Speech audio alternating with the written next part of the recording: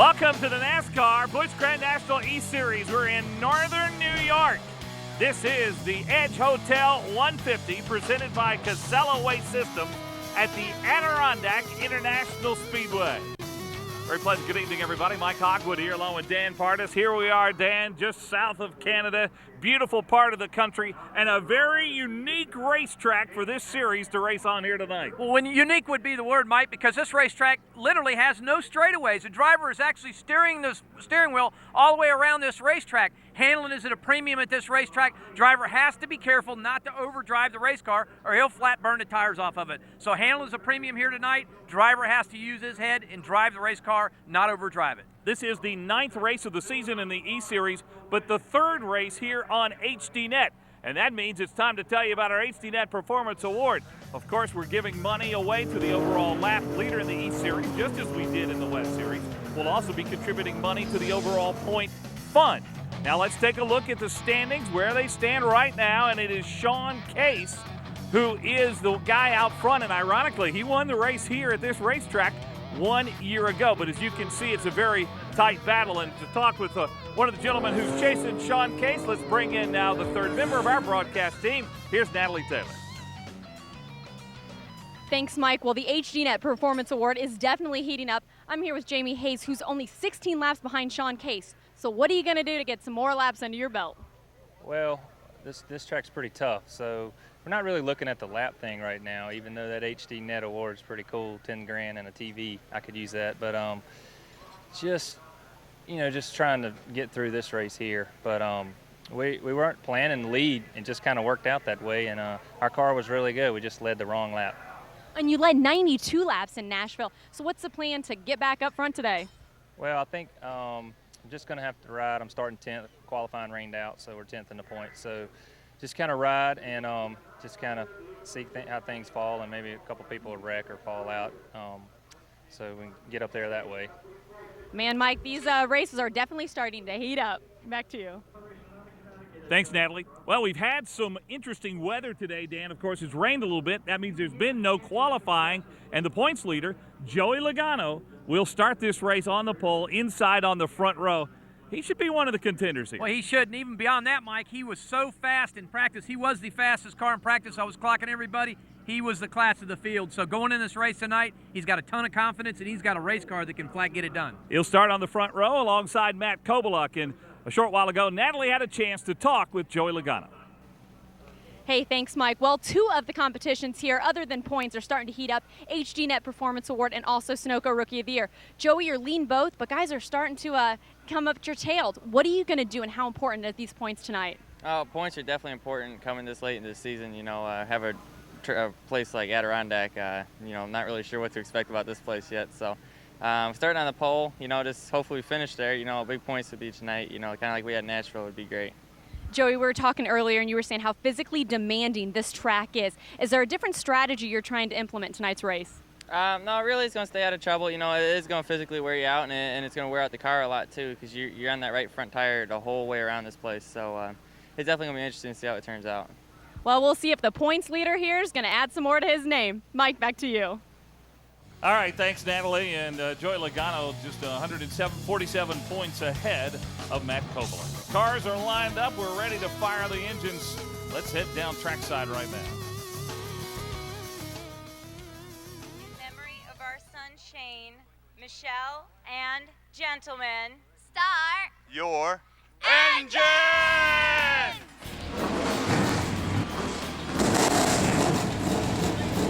Very nicely done. And the engines have roared delight here at the Adirondack International Speedway. As Dan told you, this is a round track. You're not in the straightaway hardly at all. A little bit maybe on the front straightaway where you see the cars parked right now as they're getting ready to roll off and take their pace laps. But Joey Logano talked about it. A lot of work on the part of the drivers here in this race tonight. And again, they're starting on points, which means it'll be Logano, Kobaluk, Mike Olson, and Peyton Sellers on the first 2 rows. Yep, and you see the drivers backing and back and forth here. They're indexing the wheel on these race cars. What happens is when we get out of the race car and get back in, sometimes the wheel is not quite in the right position that we like it. So the driver will move back and forth, get the wheel exactly to his liking. That way he's ready to go racing. They're waiting for the command to get these cars to roll around. They've already got them, as we said, fired off. And you see the NASCAR official down at the end of pit road in front of the pace car. Great crowd here tonight at the Adirondack International Speedway. This is the 6th year that they've had this race, the Edge Hotel 150. And everybody we've talked to says it is always one of the best races on the series. We saw a great race last week. If you were with us on HDNet, we were in Nashville, and Rogelio Lopez out of Aguascalientes, Mexico, won the race in that 03 Telmex Chevrolet. Natalie, what a day and what a night it was last week in Nashville for Rogelio. Yeah, that's right. You know, we keep talking about how unique this track is tonight. Well, Rogelio's hoping that momentum will be his X factor. Since coming off that victory, he not only gained points, it was also special on a personal note. See, Rogelio dedicated his win to his late father, who's the man that got him started in racing. And Rogelio talks about how he started him in racing and would be so proud of him being in victory lane. And tonight would be special if Rogelio win, because tomorrow is his birthday. So who knows, maybe that momentum will help. And you know something else, Mike? Yeah? The funny thing about Rogelio, he says the thing he can't get used to, he misses his mom's Mexican food. He says this American food just doesn't cut it. Yeah, he says he can't get it hot and spicy enough like they do down in Mexico. Hey, what can you say? Food and stomach is something that just doesn't change with the guys along the line. Yeah, well, hopefully his race car will be hot and spicy tonight as we take a look now at the starting grid for tonight's race. And again, we're starting by points, and that means that Joey Logano and Matt Kovaluk are on row 1. Row 2 is the defending series champion, Mike Olson, and Peyton Sellers, who was Rookie of the Year in the West Series last year. Brian Chu finished second this race last year. He was, and another one that had a really good race car in practice. He was next, one of the fastest with Sean Case there. Really feels good about here tonight. He likes this racetrack. Case won this race a year ago. There's Lopez alongside Jeff Anton, who's having the best season of his career. Yep, Lopez again coming off a good win here last week in Nashville. Really helped the team to come in a track like this. Jeffrey Earnhardt also had a top 5. We heard from Jamie Hayes. Don't count those two guys out. Earnhardt's starting to really get things going in this series. Mark Davis, the youngster, and Jerry Marquis, known as a modified driver mostly, but taking over the ride of that 35 car. Jerry, a savvy race car driver, been around this place a lot, knows how to get around here. That's the trick in places like this, is just to know it, know the characteristics of that thing. Michelle Theriault is in the race tonight, along with Dion Ciccarelli on row 8. Jonathan Smith, a rookie in car 5. On the 9th row, Scott Booley, family-owned operation in that 26 car, and Chase Austin, who drives for Rusty Wallace. Max Dumouriez, who is driving a Mike Olson car in the row 10, along with Chris Bristol, who has been one of several drivers in that 21 car. Last year, that 21 car was in a battle on the final lap as well. James Pritchard and Eddie McDonald. McDonald's got a win this season at Stafford. Jeremy Clark, Jeffrey Oakley in row 12. And rounding out our starting lineup, it'll be Robert Humphries and Dustin Delaney. 26 drivers, 13 rows in this race, which will go 150 laps as they come around now to take the green. No tires in this race. You've got to finish with the 4 you start on, so tire management will be a big part of the race. Ready to go here in Northern New York. Outside. No, don't still there. You want this with you.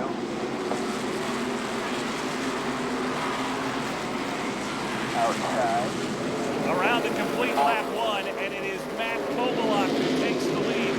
Dan, you and I got in a car with Matt Kovaluk today. He took us around the racetrack, said, you can't pass on the outside here. So that's just what he did to take the lead here early. Now you need to get down to the bottom as quick as possible, but Matt, I tell you, Matt really gets around this place really well. He likes this racetrack, and he understands you cannot overdrive this racetrack. You have to just drive it, be cautious, and not burn them tires off the race car, and Matt uses finesse. Finesse is the word here at this racetrack. Well, Mike Olson, who had disaster strike him last week in Nashville when his car broke early and looked strong here early, he's right on the rear bumper of Matt Kobeluk in that yellow 61 car. Yeah, and Olson in the practice, these guys ran together some 15, 20 laps, just like you see them right now. They were glued to each other, made a few passes back and forth. So these two cars, again, these guys are veterans. They've been to this racetrack years and years in and years out. And again, there's no replacement for that. To have some track time, Matt Olson in that little three car also is a tough contender here tonight. Car on the move, the winner of last year's race, Sean Case, just got by Peyton Sellers. Sellers, boy, his car is just not handling in the 83. It got knocked up high. Byron Chu gets by him as well. Sellers having a little trouble here early. And now a battle for the lead up front. Olson ducked down low, got out of shape a little bit, but now he's underneath him. Yep, looks to the inside. Olson's got what it takes. I tell you, he's strong there on the bottom of the racetrack. Mike Olson, this is his 199th career consecutive start tonight in this series, and that's really saying something when you consider they only run 13 or 14 races a season. 199 consecutive starts from Mike Olson out of North Haverhill, New Hampshire. 39 years old. Has said he's hanging up his driving shoes after this year, but he'd love to go out strong, the defending champion in the series, and he's taken the lead here at Adirondack. Well, you know, he may change his mind, Mike, towards the end of this season. He's third in points right now. He's been running extremely well all year, and again, he's just a savvy race car driver. He knows what it takes to win races, and he takes care of his equipment. Matt Kobeluk second in points. Only 40 points separated those two coming into the race. Mike Olson has taken the lead here and is showing the way early here at Adirondack.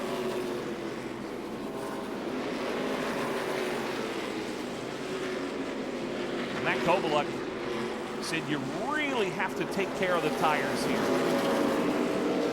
You really lean on that right front tire all the way around this racetrack. You see him right down there on the bottom line. So important through the corners to get the car down on the bottom and hold it all the way through. That's the difference between a good race car and a bad one. You see Kobeluk able to drive to the bottom and keep it down on the bottom. There's 3 or 4 cars in practice that were able to do that today, and they're in line right now. The top 4 cars are the 4 cars that I've seen in practice that can really stick to the bottom of this racetrack. And you got to be careful not to overdrive the corners. If it pushes the nose and it doesn't stick to the bottom, you got to let out the gas for a second, let the front set, and then get back in. There's the 35 of Jerry Marquis, the 30 of Jeff Anton. Battle for 11th right now, Mike. He's moving forward.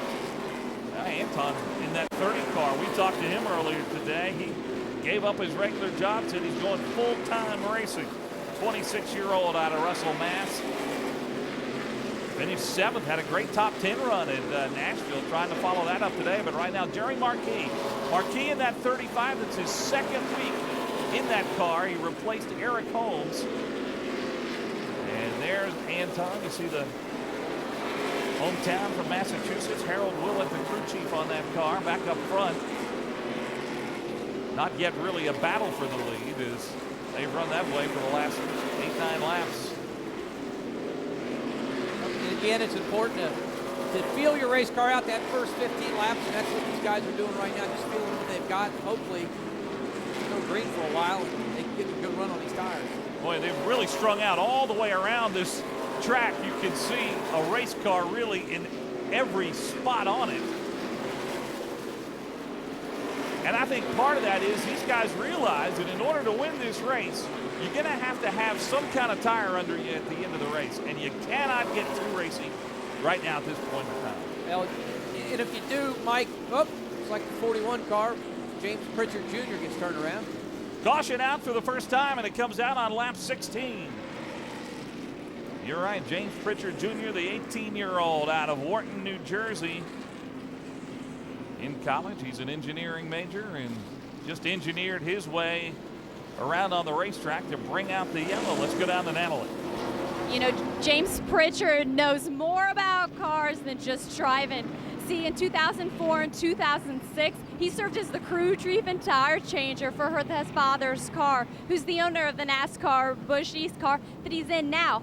Dan Wagner was the driver then, and well, when Jameson became old enough, he took over that driver's seat. He says it's hard not to do the changes to the car himself, but he's starting to get used to it, so who knows, he may have a good idea of what to change now.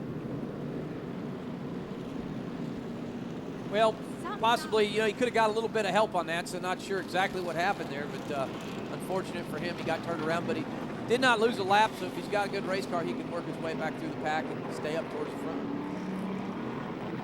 Well, James Pritchard, he admits he's learning. We've seen him turn around a couple of times. We were at Thompson a couple of weeks ago, and he had some tough luck there, but this is a series where you learn, and you saw that yellow stripe on his bumper signifying he is indeed a rookie.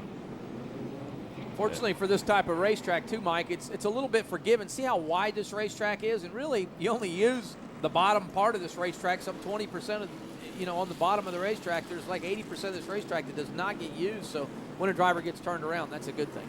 John Salemi in for an adjustment on pit road, and again, you can't change tires. Dale Quarterly's been really advising that team, but if you're running in the back, why not come in and try to make it handle a little bit better? Now's the time to do it. If the driver's going to make any adjustments, you need to get in and do it now. Scott Booley coming in to do the same thing, and again, the restart's 2x2. Leaders up front, so that means that Olson and Kobaluk, two old warriors and friends from this series, will start alongside each other when we get ready to go. Green here should be this time by.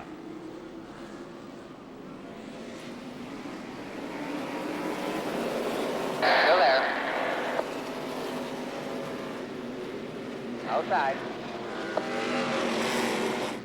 Great restart by Kobaluk. Sean Case is also in that mix in the 44 car, the winner of this race last year. The driver for Andy Santerre. Santerre won the first race that was here at this racetrack in this series back in 2002. Olson able to put the car right on the bottom. Kobaluk seems like he likes running up a little bit high, a groove and a half. Not the groove here. That's not what he told us earlier today. No, exactly right. He loves the bottom of the racetrack, but sometimes the car just won't stay down there, and it just slides up the racetrack. There's just nothing you can do as a driver, and it seems like when Matt gets a few laps on the tires, that car does get a little bit better. See, Joey Logano got by Sean Case, so the top four, Kobaluk, Mike Olson, Joey Logano in that 20, and Sean Case, who's trying to get underneath him. That's the battle for third place, and it's a good one. Yep, look at Logano on the outside. He's able to try and make it work, but you just can't stay down on the gas pedal hard when you get hung out on that outside groove. Sean Case had a car he thought he could win with at Nashville last week. Got caught up in a wreck and ended up 18th. That's been the story of his season. Great 1 week, something bad happens the next. He won at Thompson 2 weeks ago. What's so tough about this sport, you know, you can get knocked out by some just little mechanical issue or some little problem. So, you know, it's not necessarily always driver induced.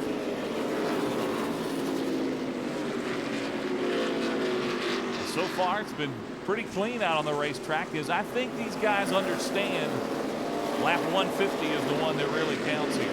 Although Sean Case has a pretty fast race car. Last time around, Case was as fast as anybody on the racetrack. And he wants to get underneath Mike Olson. Talking to all the drivers about how to pass here, they say there's not a lot of places to pass, but you definitely have to pass on the inside. It is just very difficult to go outside and pass. Tight quarters right there, as you see Sean drive right down to the bottom. He had to get out of the gas pedal, did not want to get in the left rear corner of Mike Olson. A little bit early for that, and that was a good move by Sean Case. Just getting back out of the gas and letting Olson back down on that bottom. By the way, Sean Case's sponsor, the Casella Waste Systems, one of the title sponsors of the race. They've got a huge contingent of folks from that company who are here today. And when you're a driver and you know that there's the big hospitality area and everybody from the company is here, it's a little extra pressure. Well, it's pressure is the word. You know, I mean, it's just a little bit squeezed on you a little bit more. You know, you have to perform. You've got a lot of sponsors in the stands. They come here, they spend a lot of money. They want to see you run good. Unfortunately, as a driver, you have to put that out of your mind. You have to try and put it out of your mind when you're out there doing your job and doing what you do best. Mike Olson's sponsor, Little Trees, is also from this part of the country, from Waterford. They've been with him for a long time, and actually it's the longest consecutive running sponsor in this sport, the sponsor of Olson. They've got some folks here as well today. The 99 car, Brian Chu right behind Sean Case. He's had just a flawless race car here today in practice. Also, this is a new race car they built. It's got 2 races under its belt with it. It's been a good car, but they just had some mechanical issues. 99 car, Brian Chu. Brian Chu is a New York native out of Manitowoc, New York. But the car prepared by Ron St. Marie, the actual shops. Oh, there's a spin and trouble. Jeff Anton has brought out the second caution. We were just talking about him a moment ago. But to finish up on Ron St. Marie, his shops are about 10 or 11 miles from this racetrack. So this is a home track for Brian Chu. And Jeff Anton spins. He's got some damage on the right rear of that car. And while he sorts it out, we'll sort things out here as well. Caution on the Speedway here in the Edge Hotel 150. Welcome back. Boy, it's a beautiful area here in northern New York. There's the city of Louville, whereas the racetrack's about 10 minutes away or so. And that picture was taken in the daytime when there was perfect weather. And as you can see, it's a little cloudy out here today after 35, but we are getting word that rain is about 20 minutes away from here, and heavy rain at that. So we'll keep an eye over our shoulders and hope for the best, but they're telling me that rain is on the way. Let's go down to Natalie Taylor. You know, you guys may have noticed Joey Logano starting up front and has fallen back. Well, it's all part of the plan, according to his team. Basically, they were telling Joey before the race how he was going to probably get fatigued, let alone that right front tire is going to be fatigued as well. So they're trying to save him, told him not to worry about it, just play it cool, and just try to find his line. So that's what's going on with the old number 20 team. All right, Mike Silby, the crew chief on that team. They have worked together great this year. Lead the point standings, and they've won at Greenville-Pickens, won at Iowa, won at New Hampshire. And could they get a win here tonight? They're certainly going to be one of the teams in contention. Also won the West Series race at Phoenix earlier in the season, Joey Logano. But I know all the teams now, you have to go halfway. And if you're wondering how NASCAR scores races when the weather comes in, you have to go halfway. So that means we got to go to lap 75 for this to be an official race. Right. We do have to get to that halfway point for NASCAR to officially call it and make it a race. So, you know, we're at lap 37 right now, so we're just halfway to that point. So we just have to get this race back under green, hopefully keep it under green for some time. There's Mike Silby, crew chief. Joey Logano, he looks calm and relaxed, doesn't he? Yep, nice place to be up top of that box, just hanging out, giving orders. That's mission control. That's what we call mission control. The war wagon. Well, we restart. It'll be Matt Kobaluk and Mike Olson again on the front row. Sean Case, Brian Chu right behind him, and then Joey Logano, who has dropped back to fifth, will start alongside Peyton Sellers on row 3. Also in the top 10, a couple of guys we haven't talked about, but we are having great runs. Rogelio Lopez is 7th. Mark Davis is 8th. Jeffrey Earnhardt is 9th. And how about Jerry Marquis, who is 10th? Yep, you know, Jerry's just been hanging in there. Again, he's got a lot of time around this place. He started 12th here today, so I'm not sure if his car is exactly what he likes or not. We just have to wait and see as the race goes on. Looks to me like Jerry's hanging back there taking care of his equipment. Well, as you see, they're doubling up now, and we'll again start 2 by 2. Leaders up front.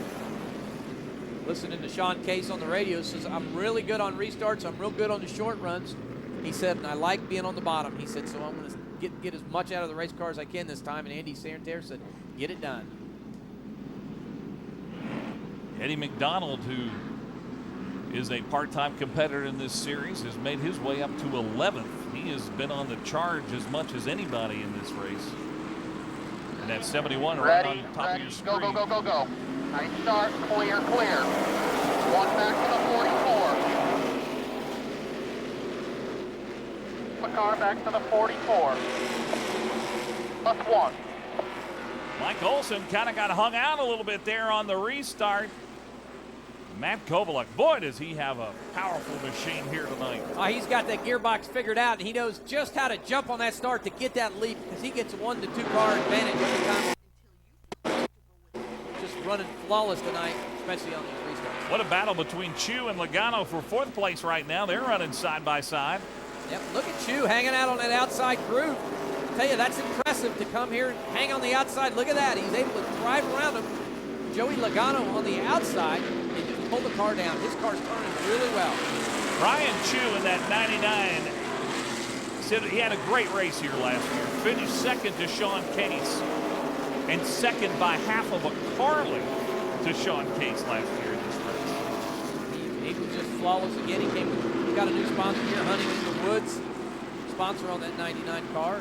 He's really feels good about his program and hopes to really run strong in the second half of the season. There's a look at Peyton Sellers in the 83. Rogelio Lopez right in front of him, the winner last week. Lopez is 6th. Sellers is 7th. Those two have strong cars, and then right behind them is Mark Davis, another one of those Joe Gibbs developmental drivers. And you see the one car, that's Jeffrey Earnhardt, the grandson of the late Dale Earnhardt, who had his best run last week at Nashville. Earnhardt finished 4th in that race. 17 years old out of Mooresville, and look at the lead that Kovaluk now has opened up. Matt's pulling away again. He's got the car that just feels real good on the bottom of this racetrack. And he told me, he says, the problem here, Dan, is just not to overdrive the race car. When you got a good race car and it feels so well, you want to drive it in really hard and get back up on the gas, but you forget you've got to run 150 laps around this place. You've got to take care of them tires. See the car just leaning over on the right side, see the distance, the space between the tires and the fender wells on these cars. They're in a constant lean to the right side because, as you see, this is the corner and this is the front straightaway. As you come around, and really, driver turns. There's really no part of this racetrack where you actually straighten up the wheel. Here's Eddie McDonald in the 71 out of Raleigh, Mass. in that Chevrolet, and his parents are the owners of Lee Speedway, a track that used to be on the schedule in this series. This is only his 4th race of the year. But in his first race of the season, it was at Stafford. He won the race. You can't count him out here tonight. Nope, he started 21st, and I'd have to say he's a hard charger at this point in the race because he's currently in 11th. Man, he is really charging the front. Last lap time, 17.65. That's about what the leaders are running right now. So he's real close, within a 1/10 of a second, what the leaders are running. Eddie McDonald giving it a go and has his sights set on Jerry Marquis in front of him, and there you see the difference between 1st and 2nd. After you're Matt Kovaluk and you've got that much of a lead, you really don't want to add up onto it that much, because now what you want to do is be smooth and save your car a little bit. Well, that's so important, and also what he's got to deal with is lap traffic. He's got to eye in and target in his lap traffic as he catches it and know where he has to pass it. So that little bit of gap between the 44 car, Sean Case, and Matt Kovaluk is important as a driver, because if you do get hung up in traffic, it's not like you're going to get passed by the guy in 2nd. Hey, what though? Brian Chu is looking to make a move for 3rd place. He has caught up with Mike Olson. Chu in the 99 is putting a move on the yellow 61 there. It's just coming into your screen. And look at Brian Chu starting to get a little racy with Olson. Talked to Brian today. He felt like he had a great shot to win this race. He's had 3 top 5s this season. Started out with a 3rd at Greenville Pickens, was 2nd at Elko, was 5th in the race last week in Nashville.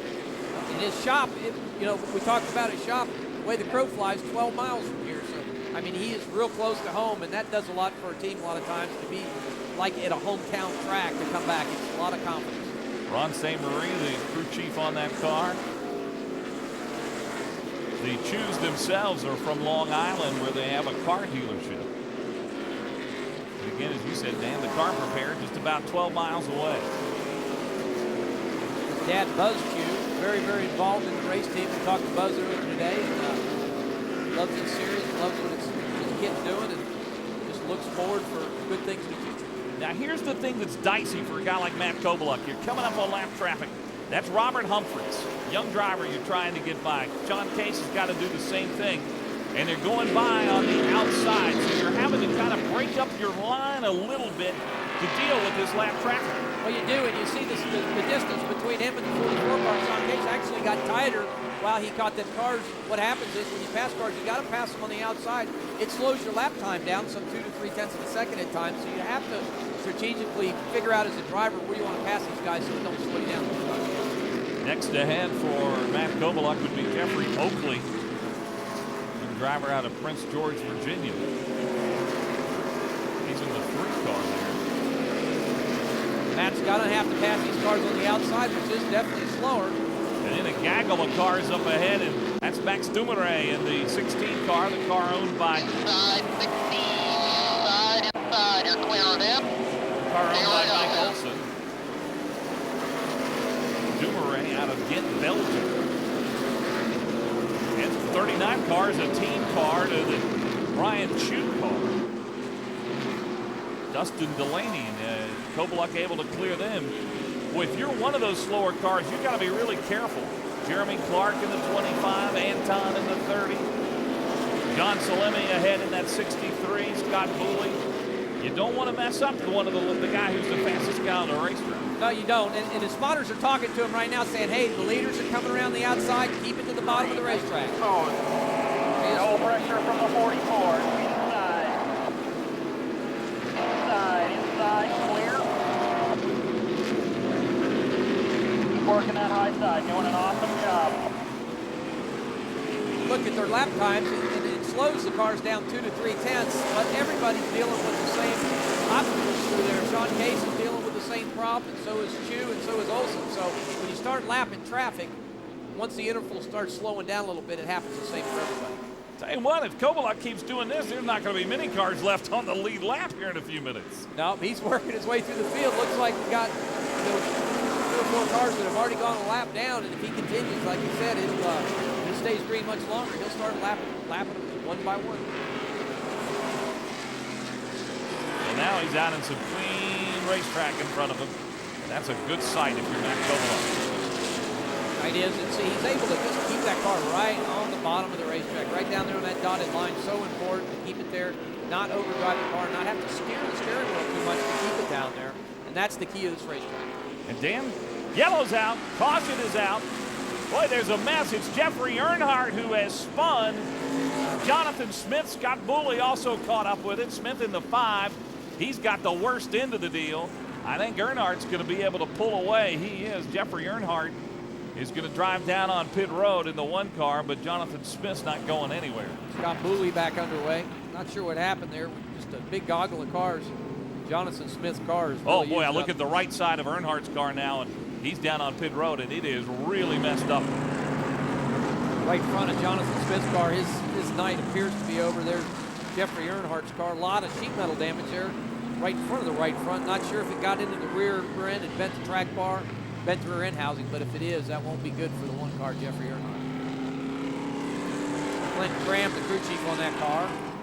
They were real excited about Jeffrey's progression today. He'd never been to this racetrack. Had some really good lap time. Real consistent in practice, but unfortunately got tied up in this mishap. Well, you knew that this car was going to be strong. Those cars are prepared at Andy Santerre's shop along with Sean Case's machine. But heavy damage for Earnhardt, Smith, and a lot of mess on the racetrack.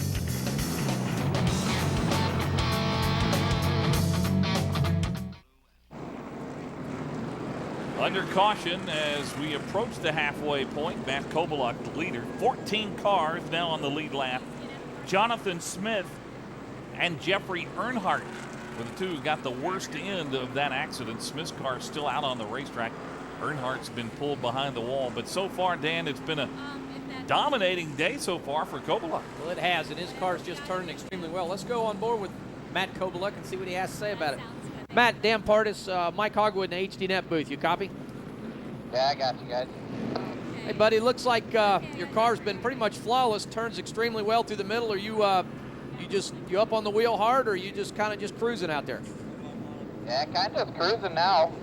Too early to be pushing it too hard. Car in Mohegan Sun Chevrolet is good. Guys did an awesome job today during practice, so we'll ride a little longer here, not push it too hard till it's really necessary. All right, bud, we'll put on a good show and keep digging. Thanks, guys. Well, while Matt Kobeluk sounds confident and pretty satisfied, that's not the story with young Jeffrey Earnhardt, just 17 years old, and his season's been up and down as well. He's coming off a top 5 at Nashville, but not going to be a top 5 tonight. He's out of the race. He's with Natalie. No, Mike, like you said, he is out of the race tonight. Jeffrey talked about him. We just saw what happened damage-wise. What happened out there? Looks like a couple cars got together and there in front of me, and it was just a bunch of lead lap cars trying to get through the lap down cars, and just wouldn't work. And it looks like someone got together, spun, and I just had nowhere to go and got spun and T-boned me. Car sitting there still, and just nothing I could do. So the guys busted their butts all day. We had a great car. We were fast. They came over the radio and said that there's a chance it might rain and might only get to run half the race. So start picking it up there and just bad luck. Well, just one of those racing things, it sounds like. Sorry about that, Jeffrey. And Mike, back up to you. All right, Natalie, thanks. Very disappointed, Jeffrey Earnhardt. And you heard Jeffrey mention about that rain, Dan. We still keep getting reports that this rain could be coming here at any minute and really open up on us. And it would take a long time to dry off the track. So I think these guys, and Matt Kovaluk may talk about being calm and relaxed, but he's not going to give up that lead anytime soon either. And that's a messed up race car, Jonathan Smith's car right there. Oh, it is. That Kodak picture's not a good picture there for sure. Unfortunately for Jonathan Smith, got tied up in that wreck, and his day is done here at Adirondack. Tough break for him. Jonathan Smith, young rookie, he's only 20 years old, out of Beacon Falls, Connecticut. He's had a couple of tough weeks in a row. Was 25th at Nashville. Remember, he got caught up in some wrecks last week. Didn't have a top 20 at Thompson, 34th at New Hampshire. And it's kind of been a tough indoctrination to him into NASCAR Grand National Series racing for Jonathan Smith. And you saw his car, and it is not in good shape. And again, 150 laps will make up this race. It becomes official when we get to 75, and we're almost there. Yep, and listen to these drivers on the radio. They're well aware of that. Sean Case talking to Andy Santerre, crew chief, saying, you know, I've got to get them on this restart. He said, we're looking like it's raining. The drivers are seeing the black clouds in the areas, and they're well aware of it. So I tell you what, it could be a real fist fight when we go back green here. And it will be interesting. And the race is winding down in this Grand National League Series season. There's Andy Santerre, and that gives me a chance to say, last week we talked about Andy, his wife expecting, and I said that was her first child. I was wrong. Sarah, you are at home watching tonight, I know, and I want to apologize. Forgot about that last week. But Sarah, I know you're watching and pulling for your dad, and you're pulling for Sean Case, and it's great to have you as part of our HDNet audience every week as well. Oh, she'll forgive you, I'm sure. I'm sure she will. Let's talk to Sean, see what he has to say. Sean, Dan Partis, Mike Hogwood, HDNet booth. You copy? Hey, what's up, buddy? Not much. How you doing out there? You got a hot rod to get by Kovaluk? Know that it might be looking a little dark in the area. Heard you talking about it. You got what it takes? I'm not really sure right now. The Casella Way Systems number 44 is running real strong. I'm not sure if we get the car to beat, but if he gets that number 40, Matt Kovaluk's driving the wheels off her. He's doing a great job, and seems like he's the car to beat right now. The 99 looks like he's going to be putting on some pressure, so we'll see what happens. But anyway, we're running top 5. We're going to run consistent here and come out here with a good finish. All right, bud. Good luck to you. Keep getting her done. He sounds focused. He sounds like he's ready to go. Sean Case, who will restart on the front row with Matt Kovaluk, but he talked about the 99. That's Brian Chu and Mike Olson right behind him. And that third row will be Joey Logano and Rogelio Lopez, looking for his second great run in a row in this series.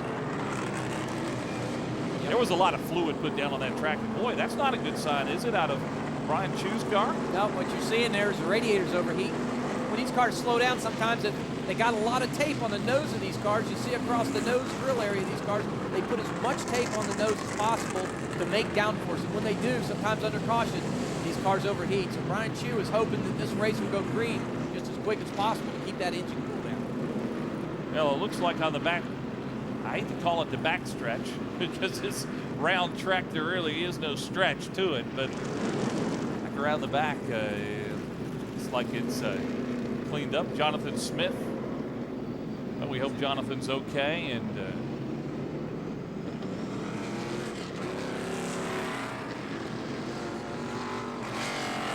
we just heard from Matt Kovaluk a moment ago. And Natalie, you got more on Matt Kovaluk?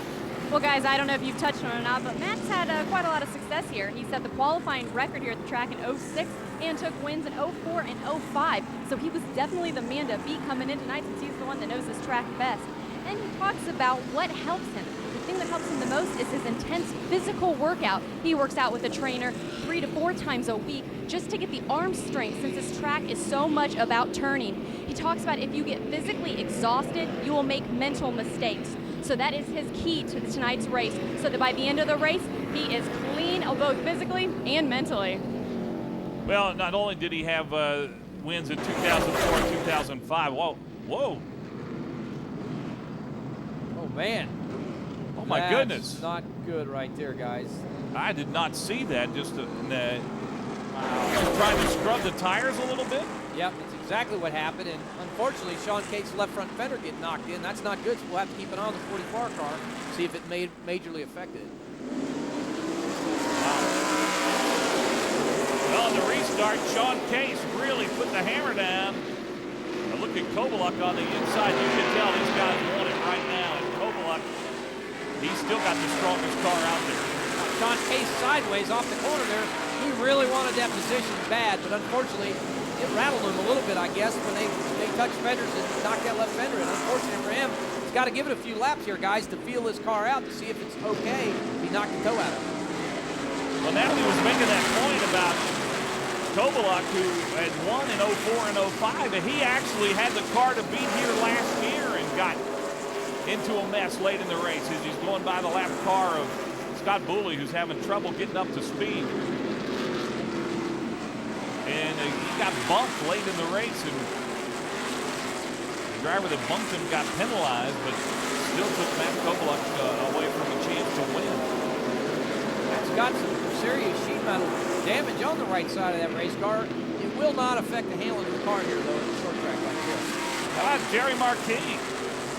Looking strong alongside Eddie McDonald, Peyton Sellers. Well, these guys are really... Can you go 3-wide here? Well, look at that. They're going to try 4-wide. That's a battle for 9th position. Peyton Sellers, Jerry Marquis, Eddie McDonald. Man, these guys are going for it. Eddie McDonald, 71 car on the outside, doing a heck of a job keeping these guys. Eddie McDonald's always been a guy with a lot of talent. Just hasn't sometimes had the right equipment underneath him, but when he has really shown something and has made his way into the top 10, as you can see. Jerry Marquis, you know, they talk about Jerry Marquis as a modified driver, but remember, he was the runner-up here in 1997 to Mike Stefanik for the overall championship in this series. He's got a lot of laps around a place like this, and it's big. I tell you, this is such a tough racetrack, and again, it's not to overdrive the car, but just get it right out there on the edge, and that's what Jerry Marquis is able to do because he's been around this racetrack so long and so many different types of race vehicles. Well, Sean Case has settled into third place behind Matt Kovaluk and Mike Olson. Well, and we saw that under caution. They hit each other. That's something I know Andy Santerre and the crew didn't want to see, Natalie. No, they didn't want to see it, but they do take into account that they think Matt didn't see him. Kovaluk didn't see Sean on the side of him. He said there's a little bit of damage, but nothing they're concerned with, so they're going to leave him out there, as you can see. That was strictly accident. Both these guys were, I promise you, they did not do that on purpose. They were warming these tires up, and sometimes we get a little carried away, and the guy will come down, and you'll go up, and that's exactly what happens right there. That ever happened to you? Yes.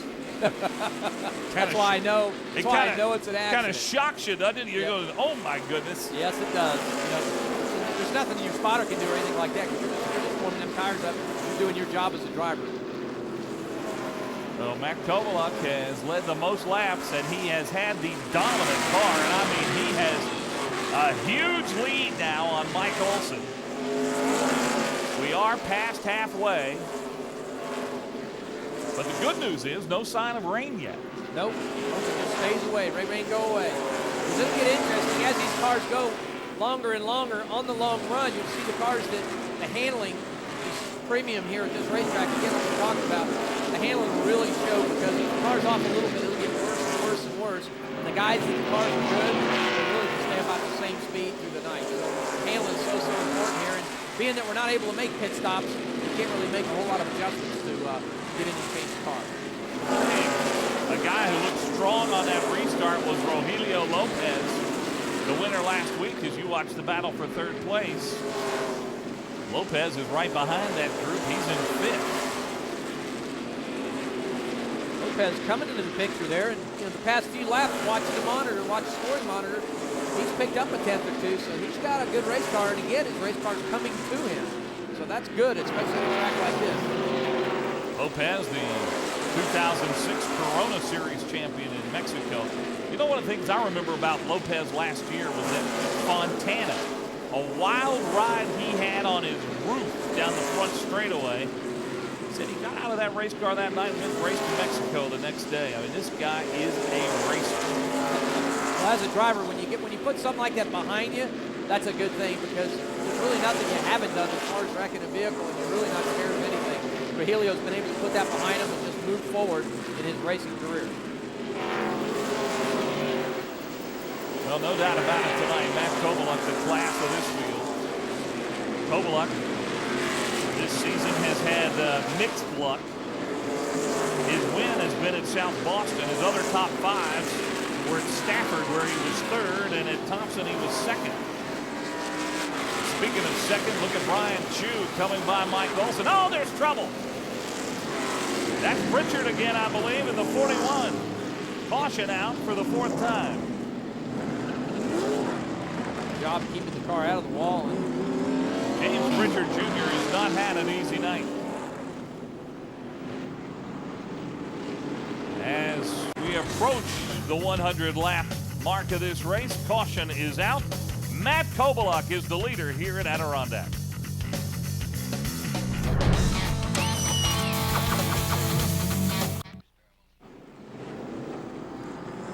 We'll go to lap 150. We're almost to lap 100, and Matt Kovaluk has been awfully dominant here so far in the Edge Hotel 150 presented by Casella Waste Systems. And there is Kovaluk right behind John Salemi, who will be the beneficiary in the 63. We'll get back on the lead lap, and once again we'll have 14 cars on the lead lap when we go back to green. There's been a lot of discussion on the radio, and a lot of it's about Matt Kovaluk has checked out, and does anybody have anything for him on this night? Yeah, these guys, you know, they're saying, hey, he's kind of in a league of his own.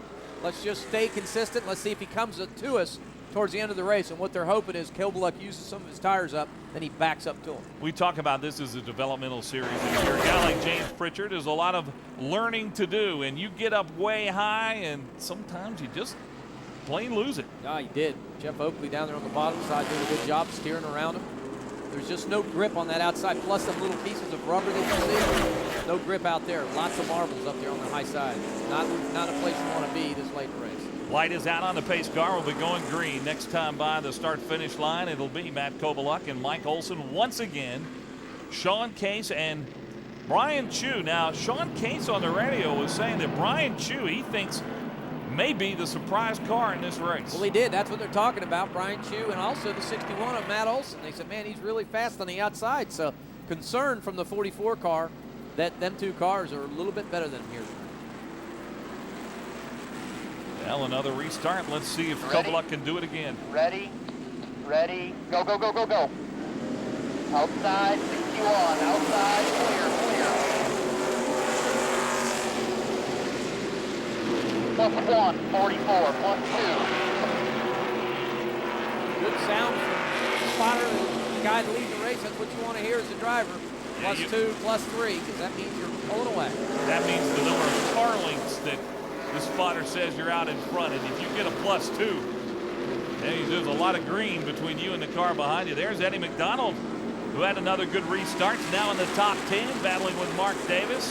Mark Davis able to keep his car. He's been real strong down on the bottom of that racetrack too. So Mark Davis in that 18 car doing an outstanding job here tonight at Adirondack. I don't think if the race stays where it is, and as you know in racing anything can happen, but right now nobody has anything for Matt Kovaluk. Now Matt's got the car that just stays right down on the bottom of the racetrack. See, he just turns so well through that part of the corner. It's just so important here at Adirondack because you actually have to turn the wheel twice as you go through these corners. You turn it once as you enter there, and then you turn it again a little bit right through here because these corners are so big, wide, and sweeping. So his car is able just to turn. When he turns that steering wheel, it just instantly responds, keeps it right down on that white line. Matt Kovaluk with 11 wins in this series in his career. He's a member of the Mohegan Tribal Nation, and the Mohegan Sun Casino sponsors his race car. Won the showdown last year. Came close to a championship in 2002. Lost by 7 points.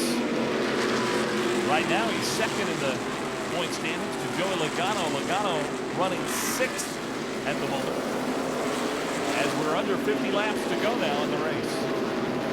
The top top 7 cars in this field right now are within a half of a tenth of a second. So, I mean, you throw a blanket over the time of these top 7 cars, and man, they're all together. I mean, it's just amazing how close, evenly matched they are. So what it's going to take is as you get into that long run, if your tires start falling off, the guy that's got the better car will really start. Joey Logano, hard to still believe that he's just 17 years old. What a year he's having. There's Pritchard, who spun twice, brought out a couple of cautions. And Kovaluk all by himself. Yep, good feeling.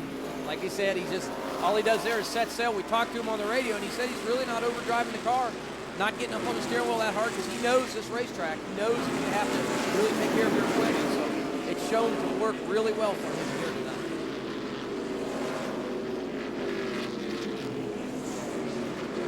And damage doesn't look too bad on that right front. At least it's not banging on the fender, but Brian Chu is banging on the rear of Sean Case, trying to get by. That'd be the battle for second place. Brian Chu, again, in the 99 car, his car is extremely well on the bottom also, but just not having the control that he needs exiting the corner. See, he gets right down through the corner here real well, has a little bit of trouble right through here when he exits the corner, cannot keep that run going. Brian Chu, 35 years old, lives out on Long Island in New York. Having a great run here tonight, Natalie. That's no secret. He definitely has a strong car. But the thing that's his problem tonight is he does well on long runs. So since we've had all these cautions, his crew says that's really what's holding him up. So if we stay green, we might see a late charge from the number 99. Thank you, Natalie. Won last year at Holland. And again, he's got 4 top 5s this year. Comes in on a strong season, 6th in points. There's Rogelio Lopez. Battle for 4th. Mike Olson, who slipped back a bit. How about Rogelio? Again, he won last week in Nashville, got that ball rolling, got the momentum, and Jerry Marquis gets turned around. And that has brought out the caution. 5th caution of the night, and it comes on lap 113. For Jerry Marquis' spin, but it doesn't look like there's any damage on that 35. We got a shot of the replay of that. Looks like just gets turned around a little late. Not sure if he got any help there, but not any paint on the left rear corner of that car. So a little bit of dent there, possibly a little bit helpful. You know what that was, Dan, I think, and you have been there. He was becoming the last car on the lead lap, and he knew the leaders were coming up on him, and Jerry's a racer. And to avoid going that lap down, sometimes you try to go, I got to go a little bit harder, and then something happens. Yep, exactly right. I mean, when you're in fear of going a lap down, you do everything you can. You pull out all stops. It's time to go, so you just overdrive that race car and drive it as hard as you can. And either he got in a little bit hot there, or he got a little bit of help from the rear and got turned around. Unfortunate for Jerry Marquis. Well, Marquis is still posted on the lead lap. There are some 14 cars, and he's the last one. Well, that's good. I'm sure he feels that way about it. He's able to keep it on the lead lap. And if he can get down pit row and make some adjustments to that car, he may just do that. Well, let's take you back through the field. As we told you, Matt Kovaluk has been the leader most of the night tonight, has certainly had the car to beat. Sean Case right behind him. The youngster won this race last year. Brian Chu finished 2nd here a year ago. He's shown some strength, and as Dan was telling you, the car on the move. The guy won last week, Rogelio Lopez. I mean, man, he's been awesome. He's been so strong here tonight. Just a super run. Then 61 car, Mike Olson in the Little Trees car. His car is just extremely well on the bottom of the racetrack also.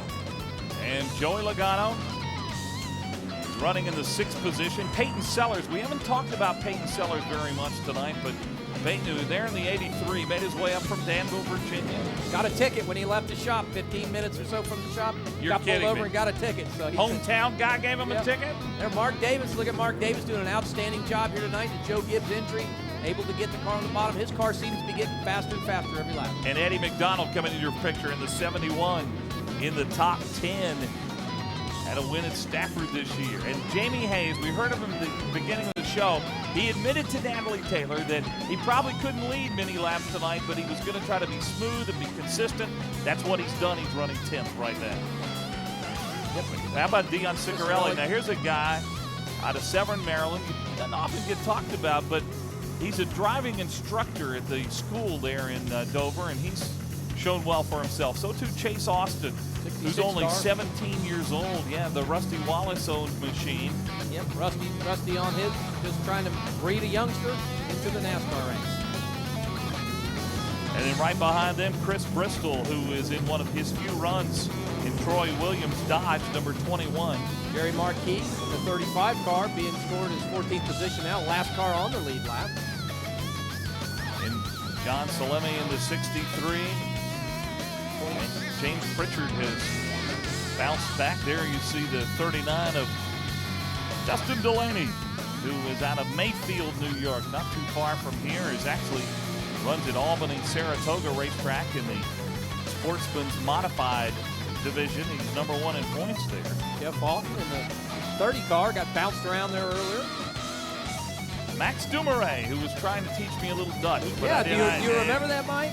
He worked with you, told you know, I'm going to have to wait till Lime Rock to lay the Dutch on you, okay? He tested here, so having a good run here tonight. 85 car, Robert Humphreys. He's from nearby Elbridge, New York, not far away. And there's Michelle Theriol. We haven't said a lot about her, out of Bristol, Connecticut, 21-year-old driver. Doing a good job here tonight, just been hanging around. Jeff Spraker entry. There we see the 26 car, Scott Booley. Another one that's been hanging around, kind of staying out of trouble. Edge Motel, the sponsor of the race. 3 cars, Jeff Oakley. Spun around there, got by that action, did a good job. We're ready to go green, huh, Mike? I hope so. Now let's see if Kobaluk still has it. Sean Case starting alongside him. Still there, door to door. Still out there, still there. Clear. Half a car back, +1.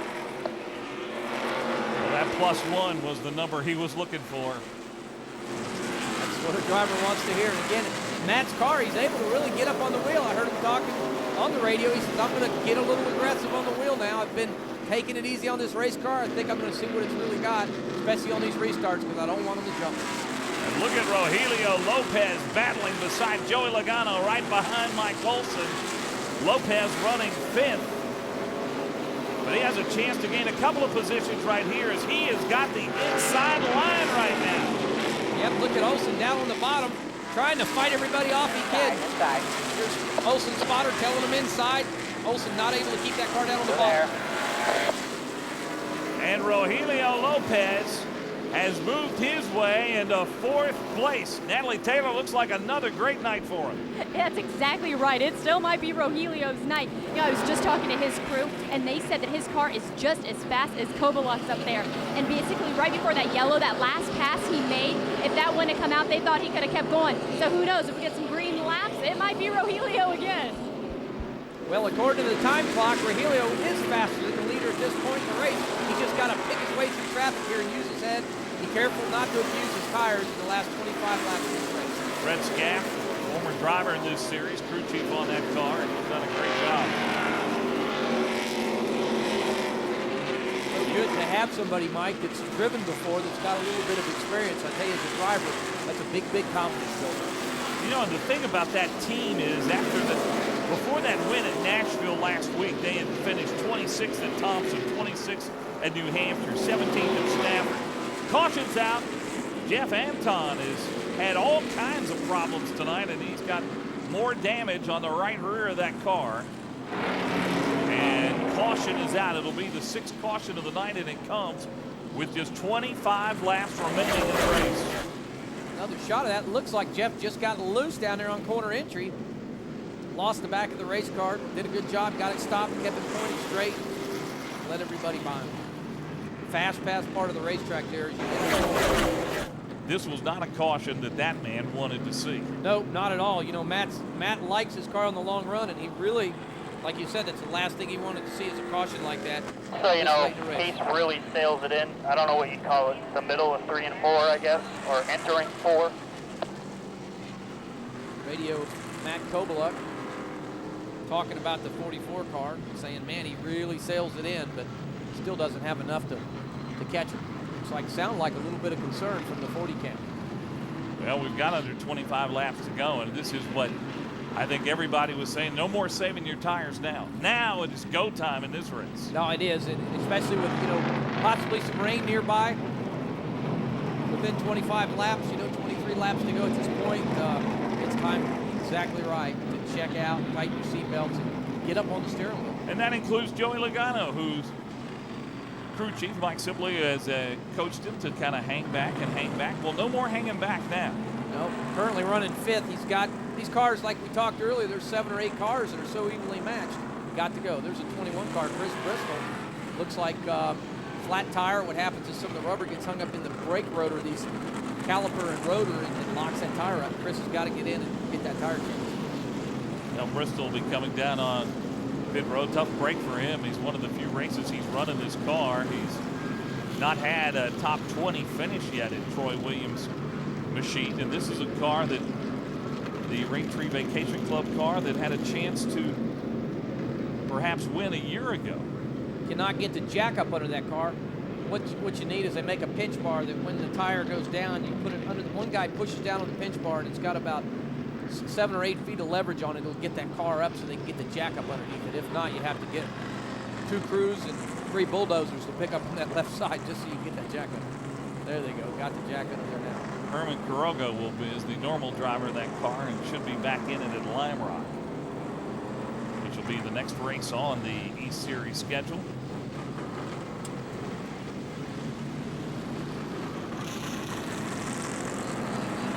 So we should have about 20 laps or so to go when we go back green flag. And it's going to be interesting to see what happens up front between Matt Kovaluk, Sean Case, Brian Chu, and Mike Olson. There you see next race, which is Lime Rock, Connecticut on Saturday, August 18th. Hope you'll make plans to be with us. It's a road course, and that's going to be a lot of fun to see these guys on a road course when we get to Lime Rock. Brian, Dan Partis, Mike Hogwood in his HDNet booth. You copy?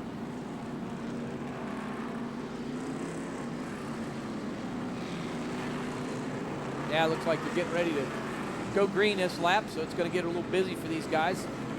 Then 20 laps to go, so we'll have to talk to Brian later.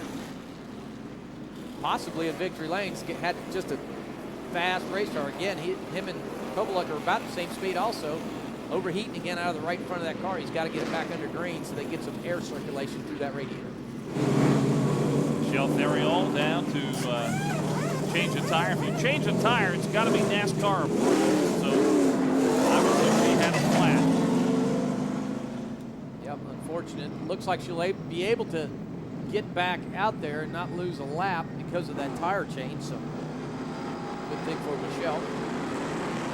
You see the pace car is pulled off, and here we go to decide it here at Adirondack.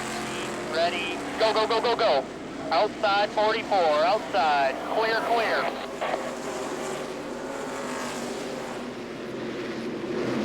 A great restart. And look at Brian Chu. I think Sean Case got bumped a little bit on that restart. Now he's trying to come back on the inside. I think you're right. Looked like Matt may have run him a little bit high up that corner, Mike, and just barely made contact. Had to get out of the gas for just a split second. Man, he lost valuable ground. Brian Chu now is running second to Kovaluk. Case is third, and look at Lopez. Joey Logano trying to catch up to him. Brian Chu up on that steering wheel. He's turning that race car, driving it down in the corner and just jerking on that wheel to get it to turn. It's doing exactly that. He is sucked up on the back bumper of Matt Kovaluk. Brian Chu does not have a win this season, and again finished second by half a car length here a year ago. Working that race car, sizing Matt Kovaluk up. Heard him talk on the radio. He said, I think I've got what it takes to win this race here, guys. I'm going to pull out all the stops and go for it. Kovaluk certainly not pulling away from him like he has others. Oh, Mike Olson's got a problem. Trouble with Mike Olson, unfortunate. Second week in a row that Olson has had a problem. Boy, this really hurts him. He's points. It just died. Just like lost all power. Wow, possibly lost an ignition. Not sure. Stay up, stay up, stay up. Spotter telling him to stay out and hope for a caution. had to stay up because the leaders were coming up. Man, 2 tough weeks in a row for Mike Olson. All right, try and drive down here on pit road. They ain't gonna throw a yellow. Hold on a minute, you're more hard. All right, cut it. Yellow's out, yellow's out. And they're going to throw the yellow so Olson can get down on pit road. It should be a very quick yellow flag. Tough break for Mike Olson. Again, coming off the Nashville run. Got involved in an incident there. Had a little problem with the rear end. Now this. Well, Eddie McDonald's got some damage on the left rear. Looks left like rear flat. Yeah, it's a flat tire as well.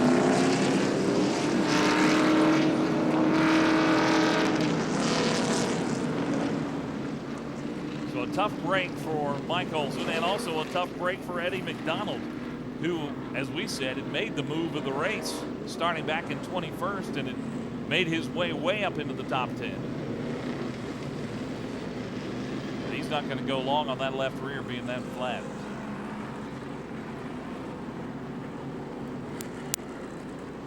See the car stop down on pit road here. The crew trying to figure out what to do, whether to go inside the car, possibly an electrical issue.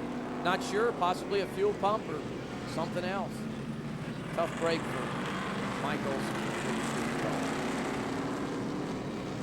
Mike's best finish this year at Stafford, he finished second, finished third at Thompson. But last week in Nashville finished 30th, and he's going to have another poor finish here tonight. It's really going to hurt him in the point standings. Yeah, at this point, you know, you pretty much, you know, your night's done. There's not a whole lot you can do. You just get out and make a few laps, possibly help you in the points with 12 laps to go. Running so good here at Adirondacks. Meanwhile, it's not completely flat, but he's going to have to come in and get that tire changed. Yeah, you're not going to go anywhere with that tire like that. Now's the time to do it. He needs to get down on pit road as quick as possible. There he is. Takes the turn down pit road and get that tire changed. Larry LaChance is the crew chief on that car, and well, they're going to have to lift that up to get the jack under it as well. Yep, got to get that car lifted up. Got the jack under. It's like putting a round or two of bite in the right rear corner of that car. Free it up a little bit.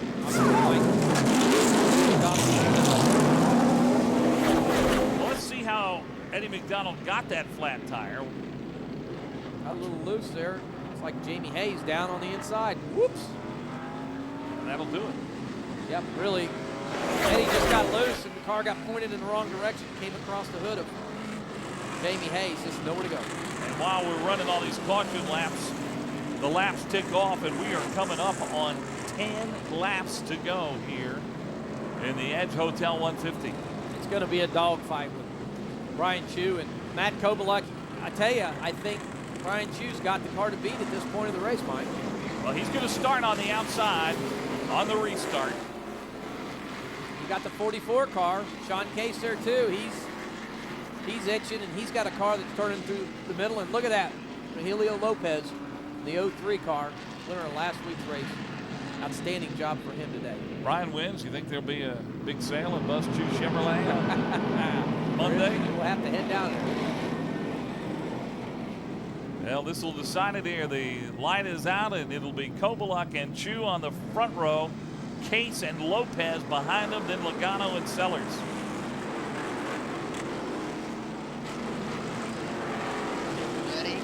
Ready, go, go, go, go, go. Clear outside, clear high. The whole key, Mike, is on these restarts. Kobaluk's able to get that car out there and get down to the bottom. What a jump by Matt Kobaluk. That restart, if we stay green, that restart may have won in the race. You're exactly right. I mean, he's able just to get such a jump on that restart. Just a master of it, able to fire early, keep that car. But look at Brian Chu looking on the outside of Matt Kobaluk. How about Chu coming back strong? Is he going? The outside, you're door to door.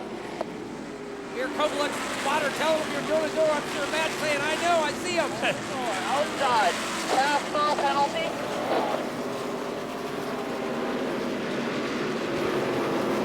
Did we hear pass-through penalty? That's what I just heard. That's what I just heard on the 40 car. I'm not sure if that was a penalty. There's a black flag coming out. It's going to be on. Oh my goodness! Wow! What a blow to Matt Kobaluk. tough break. A pass-through penalty on the 40 car with 6 laps to go. How devastating. NASCAR, possibly a jump on the restart there, Mike. I'm not sure. Well, it was a great restart. Wow, tough break for Matt Kovaluk this late in the race, but I'll tell you what, look at Brian Chu. It worked to his advantage. That's for sure. A jump on the restart. NASCAR's telling us on the 40 car. My goodness. Well, what a tough break for Matt Kovaluk. But how about Brian Chu now with 4 laps to go? Here's another look at that, Mike. On the restart, NASCAR did not like where he fired. There's the cone. You see the cone there. He fired 3 or 4 laps earlier. Obviously not what they wanted to see. And now, Brian Chu, and look who's right behind him, Joey Logano. Laps are winding down. Look at that. Brian Chu has got a good car, but Joey Logano, he has been another one that the car has been coming to him later and later in the race. Well, Joey Logano has been laying back. Told Natalie Taylor that would be his strategy. And now he's decided to go for it. Here we come. White flag is out this time. Final lap here at Adirondack. Can Joey Logano catch Brian Chu? Got to drive down in the corner. He's got to get under him. Right through here is where it's going to work. There's a spin on the front straightaway. Oh, Logano takes the bottom line from Brian Chu. Possibly he could win this race. The checkered flag, no caution out. No caution to come out. Will win it, right? How about Joey Logano keeping his wits about him? That was awesome, man. Rogelio Lopez had spun. There was smoke on the front straightaway. Wow, what an exciting finish here tonight. Joey Logano did what he had to do. The caution did not come out. He raced Brian Chu to the end, and he beat him. For 140 laps. It's all Matt Kovaluk. And then in the final 10 laps, oh, did we have some drama. What a changing of the cards here late. See Matt Kovaluk pulling down on the front straightaway. He's not happy, Mike. He's taking his helmet off. I think he's going to express his feelings here at Adirondack. Not sure what exactly he can do at this point, but he feels like he won the race here, and he wants to let everybody know it. It was a tough break. Well, he had the fastest car. There's no doubt about it that he had the fastest car on the racetrack. Yes, he did. Yes, he did. But things happen in racing, and you saw a lot of them just happen. There you go. Telling Logano you're in the inside. NASCAR coming out and saying, NASCAR sent their largest official well, they're to go talk to Matt They're Kovaluk. going to need a big one because Matt Kovaluk's a big guy, and I wouldn't want him mad at me. Unfortunate for him. He says, I'm the winner. He's going to show the fans how he feels. Tough break for Matt. Not sure if he had been warned on that. Possibly that's what NASCAR does. He is not happy. That's pathetic. Boo! Boo! Boo! He's telling the crowd how he feels. Bullshit! Absolutely bullshit! You had it won, Matt. Bullshit! Bullshit! As a driver, there's no worse feeling for that. I'm not sure. He did not make the jump, was not that bad, but obviously NASCAR felt it. And if he was warned about that previously, that's how they do it. Well, racing is racing, isn't it, huh? It's never a dull moment. It's why you and I love this sport so much. That's it. That's it. It's exciting. Adrenaline gets flowing. But here's your winner. Joey Logano. And the crowd is not happy. Nope. We're not sure. The crowd is not happy. But I tell you what, he drove the wheels off that race car. He deserved what he got. Let's go down to Natalie. Well, guys, like you said, the crowd might not be happy, but we have got one young driver who's on cloud 9. Joey, you were saying earlier that you had no chance. You just wanted a top 10 finish. Well, how in the world did you do this? I'm still trying to figure it out. That was awesome. Really, we were sitting 5th there at the last green flag round there, and I saw those cars were wrecking everywhere coming out of 4, and you know, he kind of slipped. I don't know. I guess he kind of was worried about the car in front of there, and I just drove it off in there, and come out with a win. This is definitely one of the coolest wins. It's the whole Joe Gibbs Different Ace whole team did great all day. It's pretty awesome. You know, you were talking about trying to increase your points, not only HDNet award performance, but also Rookie of the Year and your points lead. Man, you just got a whole bunch. Yep. All you need to lead is one lap, but that's the most important one, and that's when we led. It was pretty awesome. Well, like you said, has to win the last one, and this guy did it. Mike, back to you. All right, Natalie, we saw that just a moment ago, that last lap, and I'd love to see it again because Rogelio Lopez had spun. He was sitting on the racetrack. Basically, he was in front of Brian Chu. And Chu actually got off. You could see he got off the gas, and Joey Logano took advantage of it. Well, Joey was down on the bottom. Brian Chu just got a little bit up high there, and all he did was burp for just a second there, and that's all it really took. I'm sure Brian will tell us about it, exactly what happened, and he did that to avoid an accident, obviously, but when you're coming to the checkered flags like that, you just got to drive your heart out and hope that you can make it past that striped and checkered flag. Well, I still want to see that one more time. Let's take a look. Now, watch the 99. Dan, tell me what happens Yeah, here. they get right here, and you see Brian let out of the gas there a little bit because he sees the accident. His spotter's saying wreck, wreck, wreck. But needless to say, they're racing to the checkered flag. Unfortunately, Brian let out the gas to be safe. Joey Logano had a good, clear path. Joey did the right thing. Oh, to be 17 years old and fearless like Joey Logano, that's what it takes to win races. And Joey Logano, boy, what a great move there. And now with the man who finishes second for the second year in a row, Brian Chu's with Natalie. Yeah, what a great finish, but Joey, but man, those last laps were definitely exciting. And you know, Brian, we talked to your crew about 100 laps in the race, and they said you had the car to beat tonight. I had a really good car, and I just, I got out front at the end there, and I was holding my line on the bottom. If the 20 was faster, he could have went around. He ran me clean. There was cars all over the front stretch, and they let a lap car go right in front of me. I went high to go around it because that's what you're supposed to do in racing. And he waits for me and then goes high. I try to go underneath, and Joey was there, just the same thing I would have done, and I lost the race. You know what, losing that second's not placed, because I mean, this is a tough track out there. I mean, all the drivers were talking about how their strategy was going to be a little different, but you still prepared pretty well, and second's not too bad. It feels pretty bad right now. I mean, I had that thing. I had a good car. I should have won the race. I just can't get over. This whole year has been like that. Just little things have been not letting me win these races. So hopefully one of these big ones will come and we'll do good then. And my crew's done a great job, and it just feels like I let them down. Well, I don't think you probably let him down, but Brian's unhappy. Matt Kobalek is upset, but Joey Logano's all smiles. Back to you guys. Dan, isn't that, though, the way it always is? Unless you're the guy that won the race, well, you're exactly not right. happy. There's only one guy that's going to be happy at the end of the night, and tonight it's Joey Logano.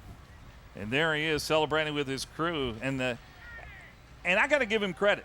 That was a gutsy, bold move for a 17-year-old rookie to make on the last lap. It sure was. He's seen a hole, and he went for it. He's seen the checkered flags of flying. He knows that they were not going to revert back to the last lap, so he raced to the checkered, and it was victorious for him here tonight. Well, here are the unofficial results. Sean Case comes home third. Logano, of course, will retain the points lead in this series. Mark Davis makes his way into the top 5. Eddie McDonald, we talked about his great run all night long, and despite that flat tire, finishes 6th. Dion Ciccarelli, 7th. Chase Austin with a top 10. Jerry Marquis and James Pritchard Jr., who spun twice, finishes 10th.